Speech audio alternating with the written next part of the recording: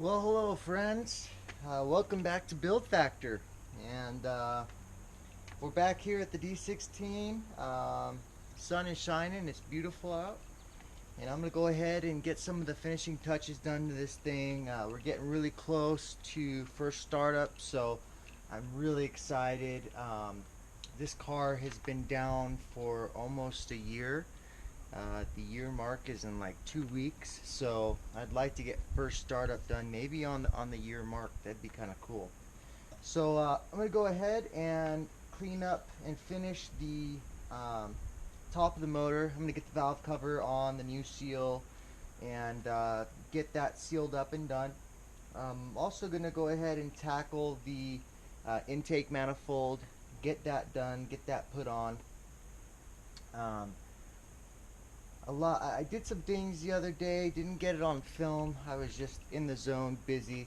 I got the axles in, so the steering, all the steering's done and complete. Let me show you guys real quick. So we got the steering completely in and done, the new rack put in. Had to modify some stuff here to make it work, so I got that done. All my engine mounts are down and tight. That's great.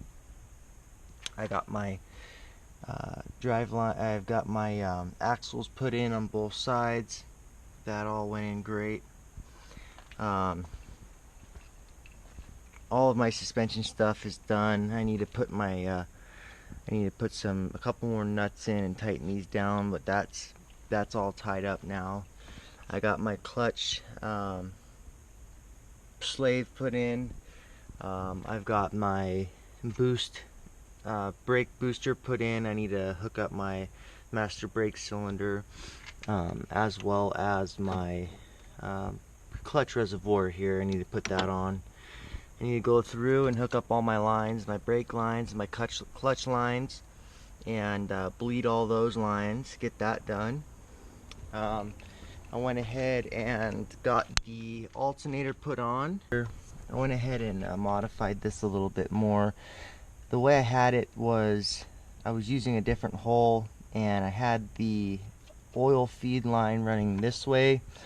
So I moved the hole. I actually moved this almost 180 degrees. I have the oil pressure sending unit clocked this way now, and my line running this way. So I'm gonna run it looping it like this. I'll make sure that it's definitely out of the way of the timing belt and all that, but that's how I'm gonna run my oil line. I'm gonna get a couple of the fittings, a couple of the clips, and once I have my valve cover on, I'll show you. I'm gonna have a clip on the valve cover, which this will be crimped in, and it'll keep it nice and out of the way. So yeah. Alright guys, so here we go. We've got the valve cover, and we have all the seals. Here is the spark plug tube seals. Here's the valve cover seal itself. So this is a Fel Pro. It's gonna have tabs here. You'll see kind of where the indication marks are. It only goes one way. The distributor side has no tabs on it, so the cam side will have the tabs because it covers those two spots there. So you're just gonna run this around it, and this is about as simple as you guys can get, so as simple as it can get. So you just want to make sure it's all the way around, it's seated all the way down. What we're gonna do is we're gonna get some gasket sealant, and I always use a little bit of gasket sealant around this area right here, the cam side, and then I also do a little bit on the distributor side, just because you have a rounded area, and then on the other side as well.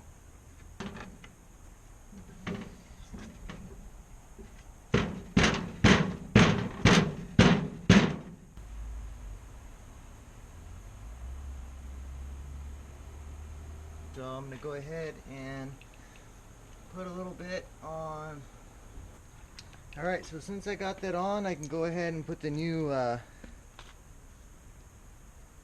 seals on here. Alright guys, I've never done this before, actually like a torque sequence on the valve cover itself. I've just always done a star pattern, but I'm going to look in here and see if there is an actual torque sequence that it's supposed to be at.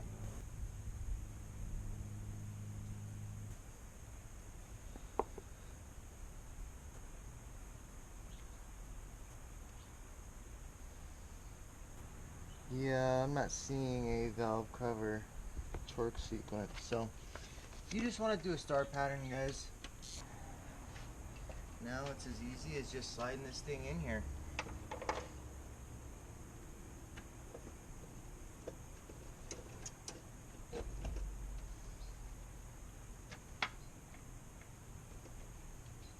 Just like that, guys. Intake manifold on the boosted single cam. The project is almost done, guys. We are really close. So I went ahead and got the valve cover taken care of, got that all buttoned up. I'm going to go ahead and get all the nuts in the intake manifold, get that all tightened up and cinched out. Trip, because this is so... Damn! What is that? Well... 3,000 pound rated... Yeah. What is this? Mayhaps I went overkill. Holy Toledo! This is 1 3/8 DOM tubing, 3/16 Dom wall. tubing. Yeah, he made it. I made it. He eats metal shavings that we recycle, and here we go. There we go. We got a Dom log right so there. So this is 2x2 by 3/16 wall stock. We have in the where the bolts come up through. We have, where'd I put her? Underneath that pink sock. No. Well, it looks like this. Basically, it's half inch. It's just a steel. It's just a steel tube. It is insert. It's an insert. Oh, here it is, right here. Damn! So 1/2 inch. We've got 12mm bolts. Give us some breathing room. If you look at the stock cross members, they've got way bigger than this. So my tolerance had to be closer. But what we've done is we've actually drilled out the 2x2 for these to go through 2 inches of, so that when we tighten these bolts down, we don't compress this, although I don't think we would, just to be sure. And so there's actually inserts in that square tubing at the back where the 2 bolts come up through that will be welded on the inside, and then we'll put it on the end mill and mill it flat to the surfaces, bottom and top, so that there's no clearance issues with us tightening against the inserts and not the 2x2. So that's cool. And then we're going to put 3-inch face gussets here, so there will be a gusset in the corner to give some strength. Or maybe I'll match this angle. You should do like some you should do like some cool gussets, not just like triangle. Yeah. You should do like a design, like a cobweb. You know how they do the where it peaks? Yeah. Dude, that'd something be cool. Well, and what I'll probably end up doing actually is matching. It'll throw my. I'll just have to increase the size to match what I was going to do for 3-inch face, but I'll match these angles to look cool, so that it's all. Yeah. That it's at the same angle that these are. Well, and if you're using a plasma table or something, just have them cut something cool out. Sure. And then what we also got going on is this tubing runs through the side of one and into here, so it'll be full welded on the face here, and then halfway welded on the inside here. Then I'm getting ready. Before this is all welded, obviously, we're going to slip over and then full weld. Can you do that again? Yeah. So they're going to slip over and then full weld to our radius rods here. I got to get the angle finder out and look at the stock cross member. I'm not going to trust where these are because they could be slightly off now. We're going to look at the stock cross member and get the angle that these are. So we'll get an angle finder, get that figured out. Basically what we'll do is we'll set the quarter plate that I'm going to use on a table and plunge through at that angle, so that when they go on, they can lock at that. Now obviously when we go to weld it, we'll use the angle finder to hold them, tack it, full weld it, everything will be good. We'll put some heim joints on some radius rods. Maybe we'll use these, maybe we'll go custom. I really don't know yet. I think these will work. I don't know yet. Sorry guys, storm just came up. I gotta stick a sock over my exhaust or something. How about that pink one? Yeah, I need to put a condom over my exhaust. Yeah. Yeah, you really do. Ow! Shoot. Here.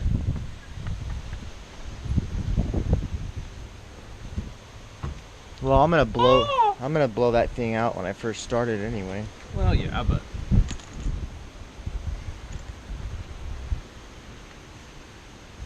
There we go, guys. Jiminy Christmas. Always wear protection. Okay. Let's go back. Anyway, just so we can be done and you can get back to the glory that is that. This is silly. This doesn't. Oh, that's glory. Oh, you kidding me? It's a B series, dude. Anyway, so I've got solid, innovative. They're pretty high stage. Those are pretty nice. They're pretty decent. Yeah, they're okay. But the thing is I might still get some engine roll out of this. So what I might do is give the ability to put a. You really think so? We'll make a bracket here. Yeah, maybe. We'll see. You really think so? We'll see. We'll see. What I could do though is basically put in a bracket here and get an adjustable arm with Just some, like I just got. some Heim joints. Yeah, exactly. And get some.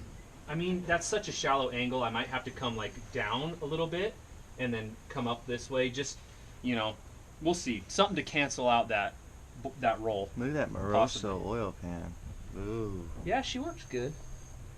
It works good. I like that. I'm just so tickled that you're doing this right now. Yeah.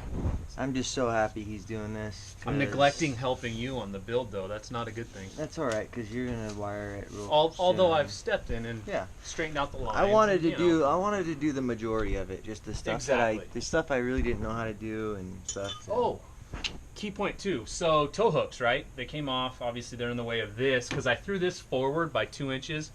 There's manufacturers that do these. I know you guys are going, why don't you just go out and buy one? First of all, I have like $60 in this steel. I owned the $45 step drill bit or whatever to make these holes really precision. So, you know, obviously we didn't use just a standard drill bit or even a hole saw. Hole saws are pretty messy.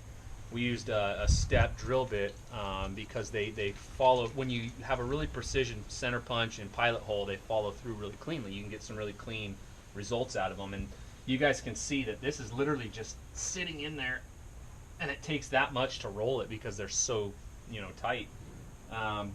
So, you know, all in all, there's not a lot of money into this. It's my labor. But yeah, I love doing this stuff. If you would have bought an innovative one, it would have been $300. Yeah, and let me be clear, Innovative makes excellent products. I know not everybody has the availability to do this. This is something I've wanted to try for a long time just because I'm nuts and I love fabrication. Innovative makes exceptional products. For all of my other stuff, I buy their front cross member because it's fantastic. I mean, look at my mounts; they're all Innovative. I'm a fan of their R&D and their product support and their customer support. And not that I'm trying to endorse them to do anything here, but I just want to be clear. They make really good, they make good products, and I really have always enjoyed their aftermarket support. But this is something I wanted to do just because I threw it farther forward than a lot of the aftermarket ones that you can just buy and bolt on. For my setup, I just wanted to He wanted the intercooler to be nice and sucked in. He wanted the radiator to be, he wanted just tons of room, and that's what he got. Yeah. So the other thing I'm going to do is I'm going to take the factory plates. Frankie, come on. Yeah, come on, Hammer Hog, get out of here. We're talking. Shop dog, sit. Stay. So I'm going to take these factory plates and utilize them. I'm actually going to take some measurements and bolt them in place and cut the radius of this out. It ends up being just right in here somewhere. And then we'll bolt these on, and I'll tack them. We'll clean them all up, bolt them on, tack them, and then pull it out when everything's ready to get full welded. We'll full weld these in on both sides. So it's just going to give it an extra bit of stability. I mean, it's going to be tied in so many points. I think it's going to be fantastic. So we'll cap off the ends. I'm going to put plastic caps in here.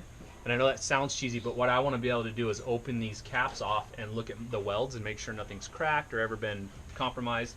So I'm going to get 2x2 or whatever the dimensions are from the inside, as obviously it's smaller than 2x2, which is the outside. See if they make a standard cap that I can shove in there. That way I can pull those and inspect them from time to time. Put whatever you want in there. Bubble gum. Bubble gum. But this thing's Race solid, money. guys. I mean, it's like, it's stout. Like, it's not even welded. It's just bolted in and it's stout. Yeah, it's 3/16 steel. You could hook a crane hook to that and pull this whole car up by it. Not even welded. Well, when we go overseas, Just we're gonna have to. Yeah. You know, it's cool. You know, like I said, it's something I've wanted to try, something I've wanted to do. I mean, so I did it. I don't know. That's what it is. I think it turned out awesome. Yeah, it's gonna be fantastic. Once all the major fabrication's done, obviously, then I'll come in and look at. It's gonna make it so much tighter. Yeah, it's and if we think about it, the factory setup here, there's big bushings in here, right? So when we think about our front wheel drive pushing forward and down as the force is, we start to get a hop, and that's perpetuated because those are rubber and it can allow that movement. When we put solid Heim joints here, it's steel on steel on steel, so we can't get that forward to back movement as much, and we really get good solid smooth takeoff and then traction. Everything just snaps. Yeah, so basically you get really good traction till you break something, but that's what you want, right? You know, whether eventually I gotta step up the size of these rods, possibly. You know, you're not gonna break or bend a control And arm. axles, yeah. Well, it's got new axles and they're a slight upgrade from factory, but they're not probably what it should be, but they are upgraded. I think they're good to.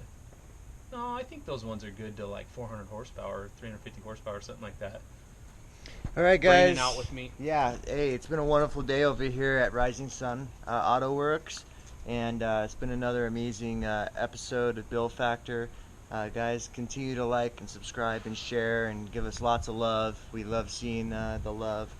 And soon here we'll be doing a giveaway. So make sure to watch that, watch for that, and follow our Instagrams, like us everywhere, okay? And yeah, until next time, keep building, guys, and